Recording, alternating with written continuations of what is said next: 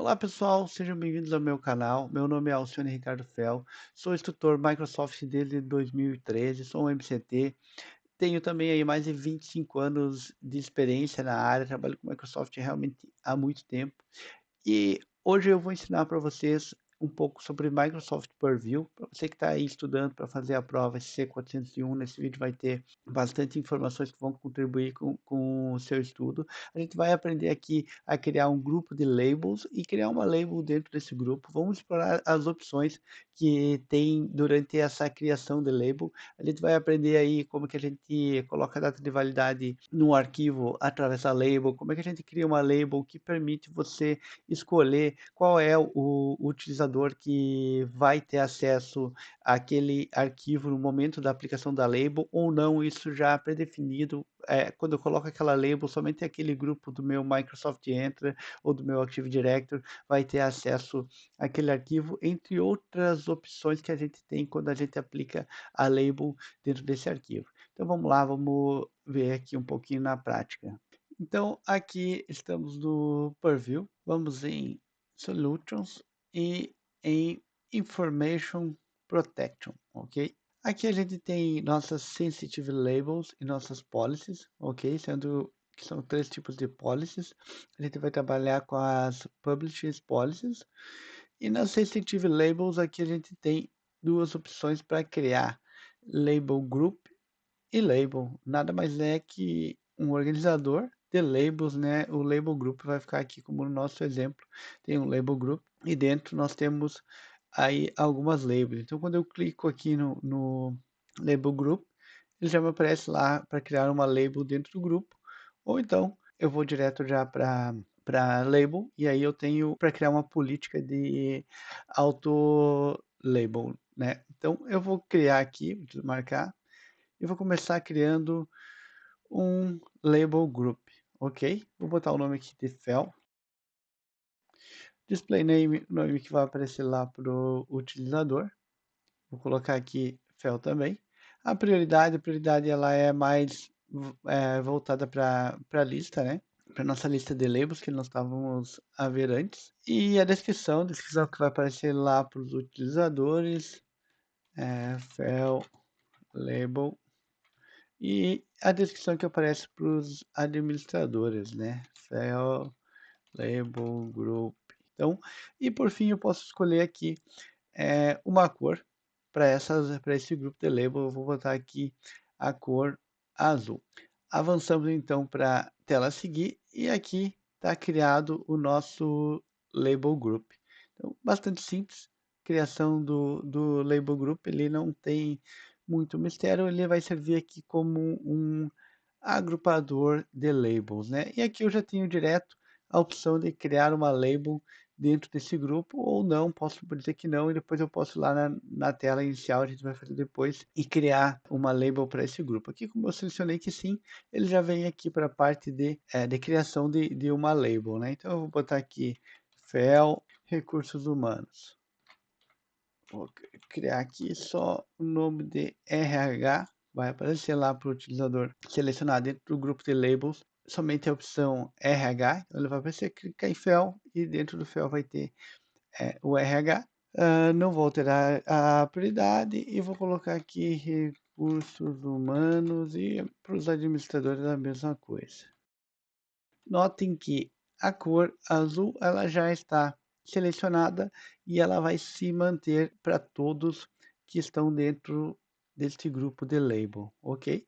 Seguindo aqui, a gente tem a parte do escopo, ou seja, aonde vai aparecer essa label, né? Aonde eu vou poder trabalhar com essa label. Então, a parte inicial aqui de files e others data assets, a gente pode publicar em documentos, ficheiros, arquivos, Word, Excel, PDFs e do tipo. E também em alguns outros recursos como o Fabric, o Power BI também está conseguindo trabalhar aqui com essa primeira categoria. Seguindo, a gente tem e-mails, né, que vai aparecer lá tanto no Outlook quanto no acesso OWA, e Meeting, e vai estar trabalhando aí dentro da parte de reuniões, né. Mas o que que faz mais especificamente essa label dentro da reunião? Ela permite que alguém participe de uma reunião que não participe?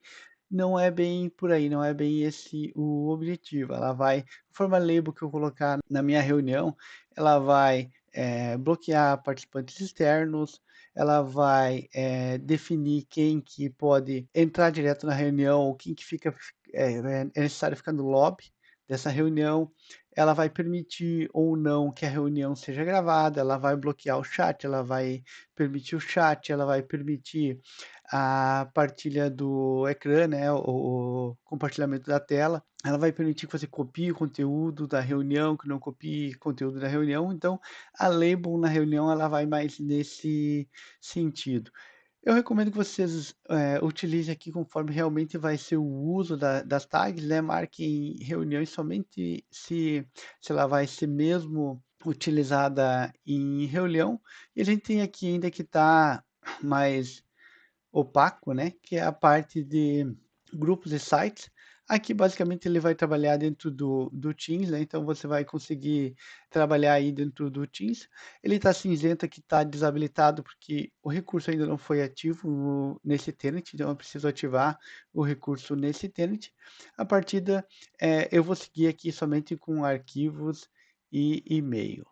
E aqui, então, a gente vai basicamente escolher o que que essa label vai fazer, né? A gente vai ter aqui algumas opções, conforme a opção que a gente marcar, ela vai aparecer adiante as configurações para fazer. Então, primeiro, bastante simples, é o controle de acesso a esses arquivos que a gente quer proteger com a label, né? Então, a gente vai definir aqui se vai criptografar o arquivo, o e-mail, quem é que pode abrir, quem é que não pode abrir. A expiração também, se eu marcar o controle de acesso, eu posso dizer que depois que eu botar essa label no documento, ele vai esperar em 5 dias. Também o acesso offline, esse acesso offline é algo que para algumas empresas faz bastante sentido, tem bastante valor, porque o SharePoint você consegue configurar lá no client SharePoint para esses arquivos ficarem offline. Ele baixa e transfere para a máquina e trabalha dentro do cache, né? Muda aquele símbolozinho da nuvenzinha lá que a gente tem, mudou para um vezinho verde, significa que foi baixado para a máquina e ele vai trabalhar a partir de agora no cache e vai estar sempre sincronizando aí com a nuvem. Então, eu vou ter a opção aqui no controle de acesso também de impedir que esse documento esteja disponível offline, ok? Então, sempre vai ser necessário estar conectado com a origem para que aquele documento tenha acesso, né? Aqui a marca, né? Aplicar a marca ou a marca d'água. Então a gente vai estar basicamente aplicando no cabeçalho, no rodapé, algum tipo de informação que a gente queira e também uma marca d'água aí, que pode ser o utilizador que criou o documento, a data e a hora. Então é possível fazer essas aplicações. Vou deixar marcado aqui para a gente explorar um pouquinho isso aí também. E Protect Teams é bem voltado para a reunião que a gente viu no na nossa tela anterior que está bloqueado, então a gente não vai conseguir aplicar e também não vou fazer configurações aqui para uma proteção que eu não marquei anteriormente, né? Então ele nem me deixa marcar aqui essa opção. Então aqui na tela de Access Control, começamos aqui com duas opções, já vem marcado aqui a parte de configurar o Access Control Settings. Então aqui ele vai me permitir fazer todas essas configurações que a gente já vai ver abaixo. E aqui eu tenho o Remove Access Control Settings if already applied to it. Então o que que é isso? Se eu aplicar essa label em um documento, ele vai remover ou substituir uma proteção que já existe no item que foi aplicado. Então, vamos trabalhar aqui com essa primeira opção. Vamos trabalhar aqui então com essa primeira opção, onde a gente tem duas alternativas, né? Aqui eu já atribuo quem que vai poder ter permissão com esta label, e aqui o utilizador escolhe, né? Quando eu seleciono essa opção aqui, já muda minhas opções abaixo, mas vamos lá, vamos detalhar um pouquinho melhor o utilizador escolhe. Quando é aplicada essa label no documento, abre lá um box para o utilizador escolher com quem que ele vai partilhar esse documento. Então, é uma label mais liberal, vamos dizer assim, ela fica mais aberta para você decidir com quem você vai partilhar esse documento. Então, ela tem um uso bastante específico que te dá esta dinâmica. A gente vai trabalhar aqui com a permissão definida e vai partir para as opções da definição da label. Então, a gente tem aqui a parte de expiração, né? Aquela parte que eu comentei que a label ela pode definir uma validade para o documento. E aqui a gente tem algumas opções, né? Nunca expira. O objetivo dessa label não é especificamente a validade do documento, uma data específica. Então, eu posso ter uma label que vai expirar especificamente naquele dia. Então, é uma label que, por vezes, eu vou ter que estar sempre atualizando, porque eu vou definir aqui uma data, depois daquela data o documento vai estar sempre esperado, ela não faz sentido. E o número de dias também, que é o que acaba aí tendo o maior uso, né? Uma label com o número de dias. Eu quero que esse documento aqui tenha validade de um ano, eu vou botar aqui meus 365 dias, né? Então, vou manter aqui com nunca expira. Entramos aqui a seguir na parte de acesso offline, né? Ele vai definir aqui se esse arquivo ele pode ser acessado quando está offline ou não. Então, se eu disser aqui sempre online, offline, o arquivo vai estar lá no cache e ele vai continuar funcionando tudo certo. Nunca, né? Ele vai simplesmente bloquear esse documento caso ele não consiga se comunicar com a origem. Então, eu fiz a sincronização do meu SharePoint com o meu posto de trabalho e fiquei offline por qualquer motivo e ele não consegue ir até o SharePoint validar, ou a minha conta foi desativada, enfim, vários outros motivos que eu posso não ter acesso mais ao arquivo, né? A minha pressão lá por arquivo foi removida, enfim. E então eu não vou conseguir abrir esse arquivo mesmo que ele esteja no cache, ou então eu posso permitir que também que ele seja acessado offline por um dia, por 2 dias, por 3 dias, mais que isso, não, ele vai bloquear o acesso, vai exigir que você se conecte mais uma vez, passe a estar online para ter acesso ao arquivo. Também posso especificar aqui permissões, né? Definir aqui já com essa tag quem que vai acessar os meus arquivos e quem que não vai, né? Então, primeiramente eu tenho aqui a parte que libera para todo mundo dentro do meu tenant, libera para qualquer pessoa que esteja autenticada, né? Então, somente para pessoas que fizeram o processo de autenticação. Também ele é bem aberto, né? Então, qualquer pessoa que se autentica no meu tenant consegue ter acesso. Depois eu vou ter aqui usuários e grupos em específico, onde eu vou selecionar qual é o usuário, qual é o grupo. Aqui a recomendação trabalhe sempre com grupo. Se você vai criar uma tag para um setor, alguma coisa do tipo, a menos que seja muito específico de um usuário, sempre que for para um departamento ou coisa do tipo, trabalhe sempre com um grupo, porque a gestão vai ficar muito mais fácil. Você vai lá no grupo, adiciona a pessoa, remove a pessoa, senão você tem que vir toda a vida tag, adicionar um usuário, remover um usuário direto aqui na label e fica mais difícil. Você consegue ter essa gestão toda lá pelo Entra ou pelo Active Directory, se for um ambiente híbrido. Então vamos trabalhar com grupo e também a gente consegue liberar por um e-mail específico, um domínio específico, quando eu estou trabalhando com um utilizador externo, clientes e coisas do tipo. Então, basicamente, a diferença aqui da primeira para a segunda é que na primeira eu tenho os utilizadores da minha organização e aqui eu tenho qualquer utilizador autenticado de qualquer organização. Então, eu vou conseguir trabalhar com utilizadores externos desde que eles estejam autenticados com seus tenants Microsoft e afins. Aqui eu vou estar trabalhando com meus utilizadores internos bastante específicos e selecionados, e aqui eu vou estar escolhendo, diferente da segunda opção, eu vou estar escolhendo especificamente com quais são os domínios que eu quero trabalhar com o documento que está com esta label. Aqui, basicamente, tenho também a opção da marca d'água, consigo customizar a marca d'água aqui, consigo botar aqui um nome específico, alguma coisa do tipo, vou botar aqui fel, e eu consigo colocar também o PN, que é obrigatório, e o timestamp e salvar. Já consigo estar aqui aplicando uma marca d'água nesse documento. E se eu for utilizar a criptografia, eu vou estar aqui o endereço do meu serviço de criptografia. Vou estar contratando esse serviço aí com uma empresa especializada e vou estar botando aqui o endereço da minha criptografia. Aqui, como a opção que a gente escolheu é controle de acesso, eu preciso, de alguma forma, selecionar alguma das opções.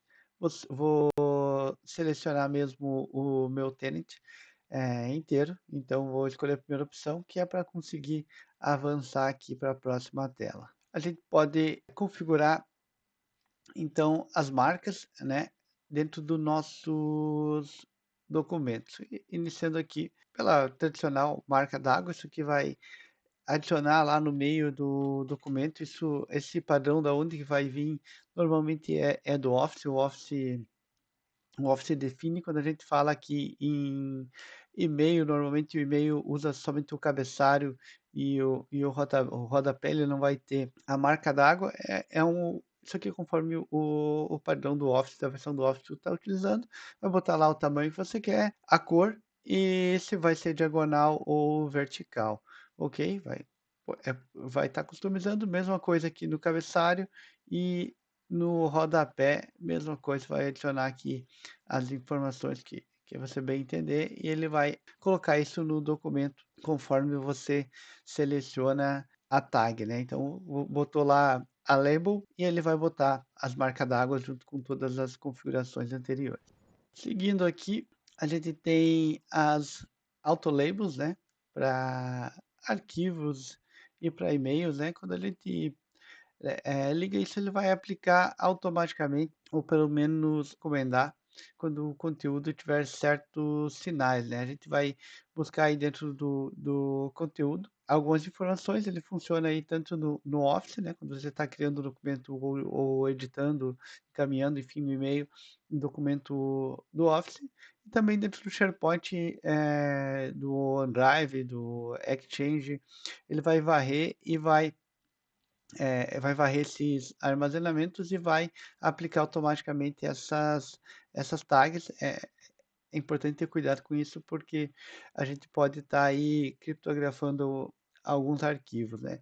Então aqui eu vou estar adicionando as minhas condições, então eu vou dar um nome aí para minhas condições e vou poder estar adicionando aí a partir das sensitives info types.